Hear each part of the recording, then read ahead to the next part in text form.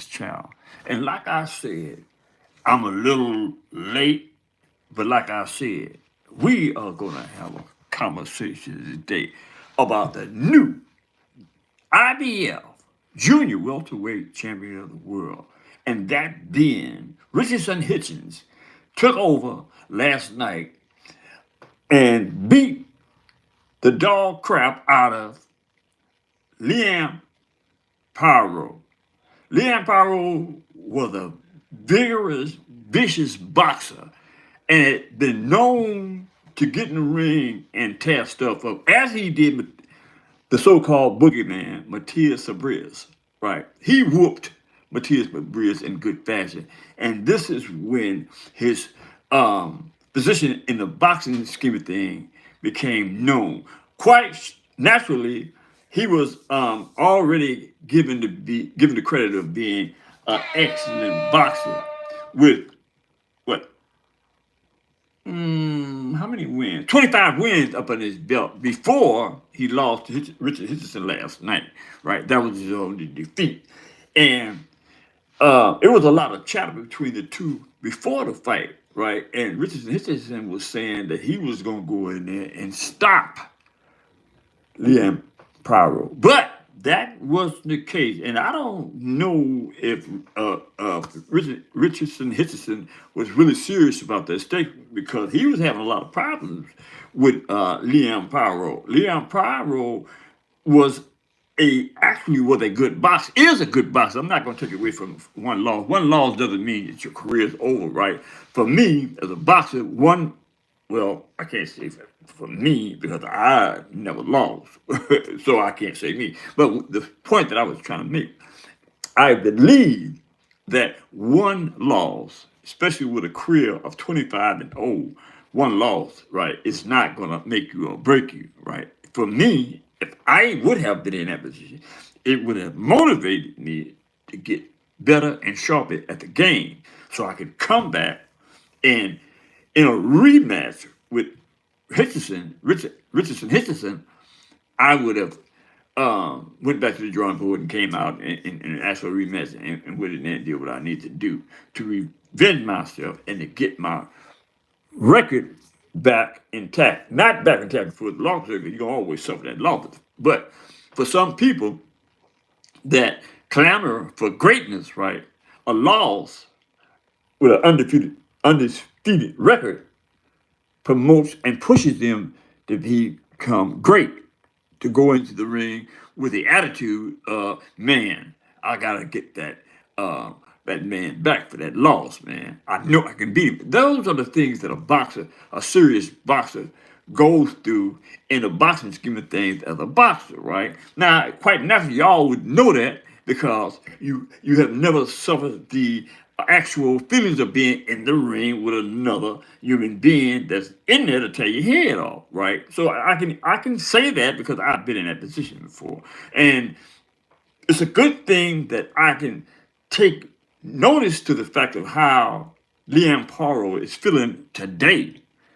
He's feeling a lot of emotion in regards to that loss, right? Now, I will say that it was a really good fight, and that fight could have went either way. But obviously, the judges felt otherwise, and they gave Richardson the nod, which is a good thing because, in my opinion, Richardson needed that win, especially at this high level, right, at a championship level. He needed that win because his last two bouts was not that entertaining.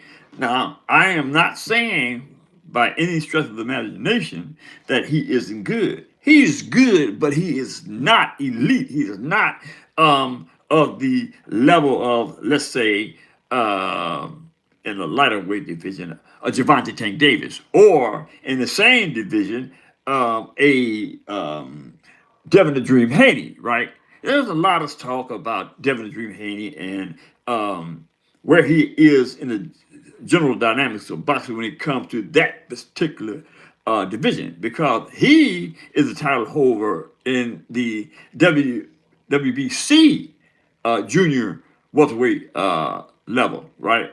But he is a WBC junior welterweight champ in recess. Now, the particulars involved in the recess, I didn't privy myself to that information because I was a little distraught because I didn't think that Mr. Haney, as good as he is, first of all, I don't think that Mr. Haney should have took that loss. I think that in that particular instance, that Mr. Haney was obviously had something on his mind because he didn't box. He wasn't the boxer that I know him to be. So, not to straight off and get into the Devin Haney era, let's talk about Richard Hitchins. Now, there's a lot of doors being opened because of Richardson Hitchins win, because of the win of Richardson Hitchins, right? There's a lot of unifications out there, and the first thing that came out of Hitchins' mouth was he wants a shot at Teofimo Lopez, which I can get along with that, right? But the thing about Teofimo Lopez is Teofimo Lopez, in my opinion, no disrespect intended, is a scaredy pants, right? Teofimo Lopez, in my opinion, is scared to take another L, and with good reason, right? 2 losses. People start looking at you in a different light, right? Right now, he's on a roll. People love him, right? But the fact of the matter is Teofimo Lopez needs to get a fight. He needs to get into a fight with somebody of recognition. Like, Hitchison is 1. Devin Haney is 2. Who else can I think of that would knock the proof? Now, we would be going up a weight class, but I would like to see that rematch between Kambosos and Teofimo Lopez. Now, let's get away. I don't want to get off of that because we're talking about Hitchison. But I would also like to see him fight Hitchison. Hitchison, in my opinion, was the dominant factor last night because he was long and he had a 4-inch arm reach, right? And he did use his jab, but in my opinion, he didn't use it effectively enough, right? When you got a good jab, right, you can do anything you want to do with your opponent if you have a domineering jab, right? Now, just being able to flick a jab out there, right, and not having the inclination or the skill set to throw something off that jab, right, that's another story, right? But I will say, as a result of being the proprietor of an awesome jab, right? The jab will take you anywhere you want to go in the game, right? But you got to practice and be of the mindset that jab will work for you, right? You just can't go out there and pick a jab, man. You got to be able to throw something off that jab, combinations, left hooks.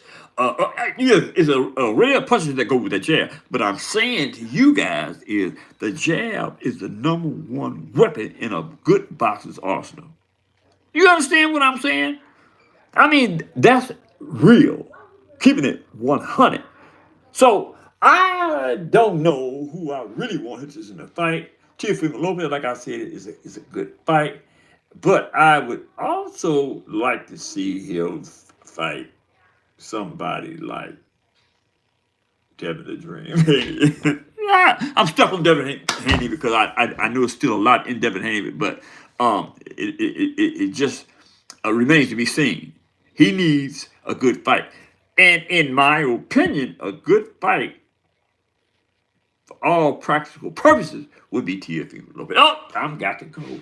Got to go. Look, man, hit that subscription button, hit the like button, drop a comment in the comment section, and let me know what y'all think about who Richardson Hitchins should fight next.